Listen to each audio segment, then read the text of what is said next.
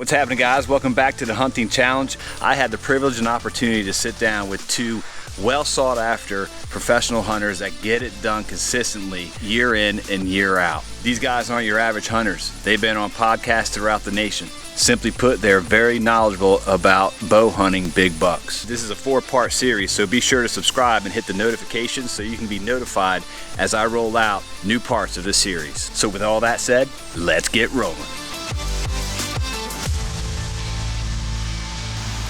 I don't do cameras at all. You don't do cameras at all? Zero. Okay. Not that I haven't tried. Right. It's an art form. I don't like going in the woods until it's time to kill. I don't. I just started, so this is the first year that I got a 2-for-1 deal and got 2 cell cams. Of course, one got stolen, but I got it back, luckily. I primarily just did it to get inventory. With the cell cams, I'm starting to see shifts in movement in specific areas, which I guess is good knowledge to have. I can't necessarily say that if it will help me, I don't know, but last year I did hardly any like preseason scouting. I went out winter in a hope to find a shed, and I'm terrible at that. But spent most of my time in season scouting, just like you guys were saying, on your way in, you're scouting everything. If it doesn't look, regardless of if I couldn't get into my setup until an hour before dark, I wasn't comfortable getting in a place and just saying, oh, I hope they come by. You know what I'm saying? Like, I needed to see tracks or fresh poop or whatever the case may be to say, at least there's deer in this area, let's jump in. So do you rely more on the in-season scouting aspect, and you're using pre-seasons to kind of like narrow your range so pre-season scouting, now you have your range to say here, but then in-season scouting, you're dialing it down even more. Definitely. So for me, when I hunt, that's my scouting. Yeah. You know what I mean? Because if we think about the pressure, and you and I talked a little bit about the October lull and all that pressure that we're talking about, guys going in and check their trail cameras. Yeah. Is huge pressure. You know what I mean? Like, you're pressuring your deer before you even get a chance to go and kill them. So the October lull is a huge myth. You want to go in there and do that because it's hunting season. Right. We're coming up on hunting season. You want to get in there and you want to check these cameras. And you want to, you know what I mean? If you know your spots and you know what I mean, those deer are there. Right. You know what I mean? You should be able to, maybe walk a trail that other people walk. Like if it's like a horse property with a lot of horse trails or something like that. Right. Maybe take a walk through there. And if you're suspecting there's a buck that's back in this area, you can walk that trail and cut the track. Yeah. You know what I mean? Yeah. And people need the visual now. Like trail cameras, like Todd says, people don't use them as a tool. They use them as look what I got. And I think a lot of people fail to utilize cameras effectively. There's guys out there that do, and it shows on their wall. Yeah, definitely. Guys that we all see on social media, giant bucks, but they never kill shit. Yeah. And it's like, well, all right, you got all these pictures of deer. Like, what are you doing wrong? Like, you're doing something wrong once that shift in the hunting season comes. Yeah. You either trigger that deer up, or you don't. I don't know why, but all that time and energy, trail camera baiting or whatever, like even like food plot guys, it seems like a lot of work. Yeah. And you don't get putting deer in the wall or eating the meat or whatever. I'm like, I'd rather just scout and learn, be a better hunter. Yeah. At the same amount of time, you spend hours and hours and hours baiting and or putting food plots in. You can spend that same amount of time learning how to be a woodsman, a better hunter, and that translates to wherever you go in the country, from elk to anything. Right. Good point. When I went to Montana, elk hunting the first time a few years ago, we literally just threw a dart in the map, and we were an elk within.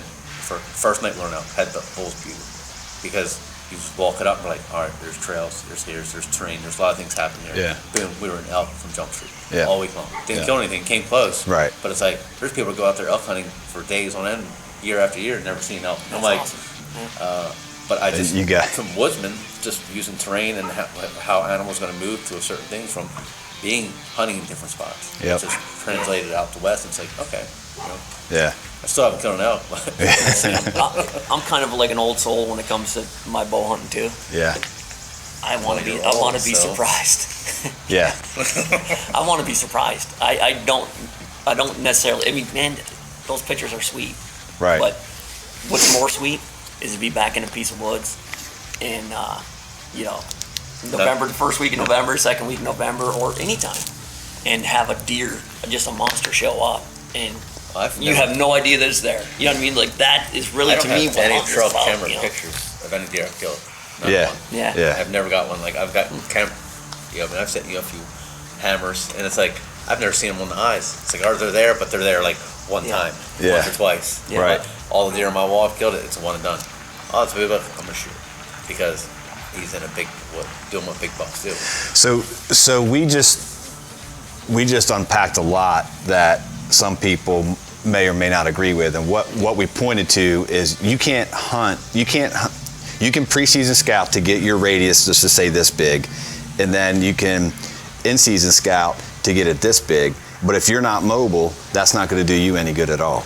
You have to be able to be mobile to get into that that area that you're There's hunting. guys that I know guys that will hang a stand and they'll hunt it. Determination, basically, they'll have 2 or 3 stands and they'll hunt them, and they hunt them for a good wind direction, but they'll sit the same spot, and sooner or later a buck will come through there, and usually they'll kill some nice deer. But I get bored with that. If I know I'm going to sit the same tree, facing the same way, the sun comes up, same thing. It's like, hopefully something comes through. I need a little more action than that, Yeah. I can't be stationary that long. It'll drive me crazy. Like drive myself crazy. I'm like, I got to go do something. Yeah. I got to get down and go make something happen. Right. I can't hunt the same tree. You know what I mean? Like, I don't hunt the same tree. I may hunt 50 yards from a tree that I hunted earlier in the season. Yeah. You know what I mean? If things were there, and maybe I was off a little bit, but I do not hunt the same tree the same season. That does not happen.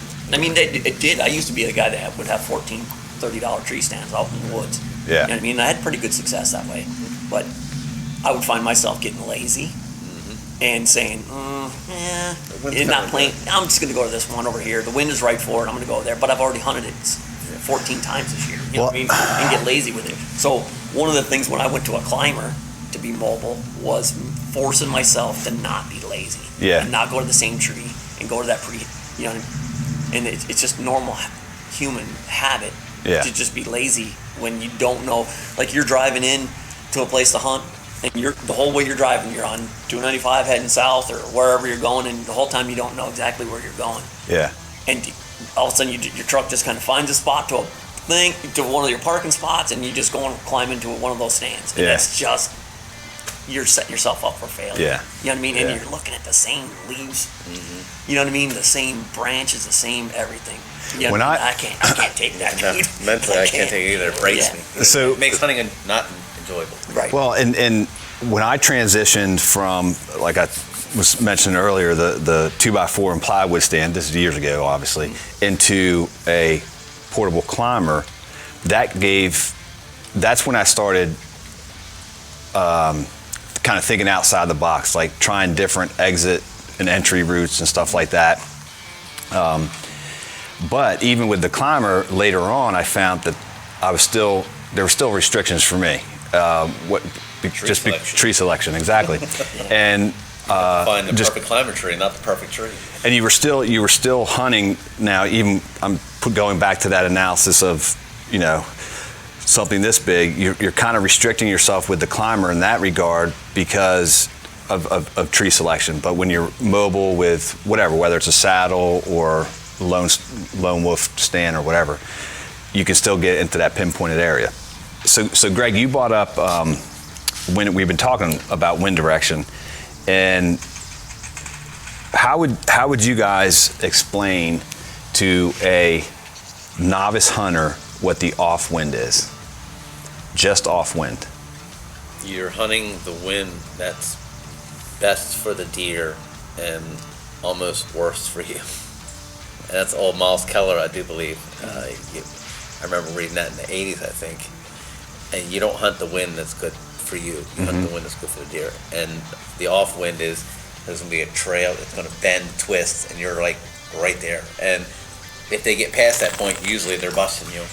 So you're like right, it's you're rolling the dice, Uh-huh. you know. But sometimes, that's how those big bucks are. Even before trail cameras, I mean, the legends that were killing, whoppers long before killing whoppers was a thing. Right. That's how they did it, the entry and exit and those off winds where you're just, Todd, we use thermals in some of the spots, and it's like, them deer are just going right past your thermals. It's like going this way, and them deer just don't even know you're there, but you're like, everybody else are like, that spot's awful.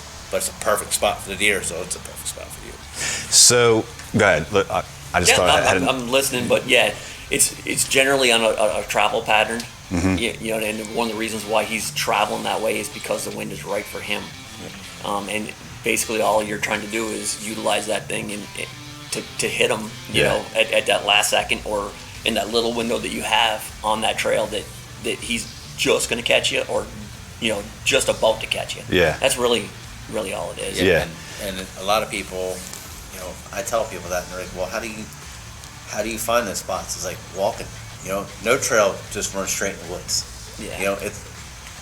Be it blow down or deep cut or something, that trail is just going to bend a little bit. It might only be like 5 foot. Yeah. Well, that's enough to get your wind so you can get a shot on that deer. Yeah. It's going to go this way, and then he bends. You're like right there, and that's all you get. So it's a one and done. It's aggressive, but it's like bed hunting. It's like super aggressive, but sometimes that's what you need to kill a deer that's been around. Right. So being aggressive and talking about not ever hunting the same stand twice. That's they why. go hand in hand. Yeah. You know what I mean? Sure. Like, I'm going in here. I'm going to, you know what I mean? Like, if I think I got 4 hunts back into a place where I think that buck is at, but I think I could get him coming back to his bed or something like that, I'm going to hunt from the outside in. You're still going to hunt from the outside in. You're not going to blow right into spot 4 or spot Right, I got D. you. You know what I mean? You're going to take it step by step, especially if you don't have trail cam pictures of exactly what trail he's using and everything. And I actually think that he probably isn't using that trail after you went in to get a picture of it anyway, right, to check your camera. But being aggressive is you got to just realize that this is it. Yeah. This is the day. I got to hunt. This is where I think he's going to be going. Put everything together. And my thing, and I think why water for me has always been good, is I can come around a point where I think a corner or a corner of a stream or whatever and get in there. The ideal spot, if I'm going to, especially if it's during the rut, I want to sit there for a long time. The ideal spot for me is to be able to park my boat, climb up a hill, up a ditch, go right up into the wind, and go right up in and pick my trail or my tree right there, and get right there and have that wind blowing right over. Because wind, thermal, everything's going down. Tracks, because they're going to smell your tracks. Yeah. And they're going to smell you if they get downwind to you. If you can have them both right there, now you got, instead of a 365 degree shooting opportunity, especially with saddles now. Yeah. If you come in from this way and 90 degrees, the wind is coming 90 degrees, you have literally just taken 90 degrees of your 365 that you can't use because they're going to get, you know what I mean?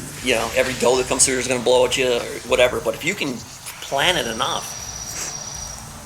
to have your scent stream blown right over your tracks, man, you got 360 degrees. Single scent stream. Even bucks use that going in the beds. Yeah. Like I find it all the time. They're bedding here and they're going to, like, the wind's blowing this way, they're going to J-hook. Well, that's why a lot of bucks will J-hook. They'll come in and go this way, and they're going to come into the wind and bed there, and they're going to watch their back trail. So I've actually I've seen trails, I've seen bucks come into beds like this and hook back in. This way they're actually watching their trail visually. Their scent's going this way. If a predator does catch their scent, it doesn't come right into the bed. It goes like this, so they see it, and their predator's following the tracks, and it's going to come in this way, and that buck's already long gone. Yeah.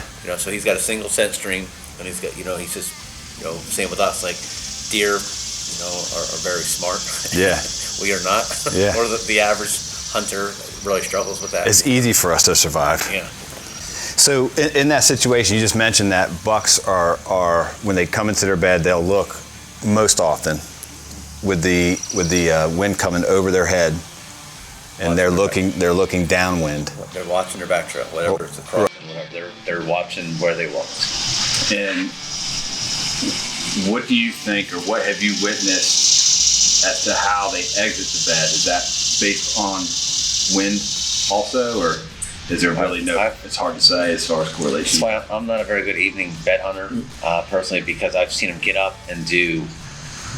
It's like a 50-50. They're gonna walk where they were, in the direction they were looking, in the salt marsh, or there's one or two trails. They'll just get up and they'll just go this way, and then you're like, well, I don't know why you did that, but sometimes in the evening there's no rhyme or reason. They'll just get up. But for me, like in the morning, I feel a little more restrictive on how they got to get into a bed with the wind. Yeah. But in the evening, they've been laying all day, they're safe. So I'm like, I can just go this way. I'm only going to go 80 yards, so there's no pressure that way. I know there's no human sign, so I can go this way, and I'm good. But in the morning, it's just, I feel I can stack the odds in my favor better in the evening. Where there's other guys who are the exact opposite.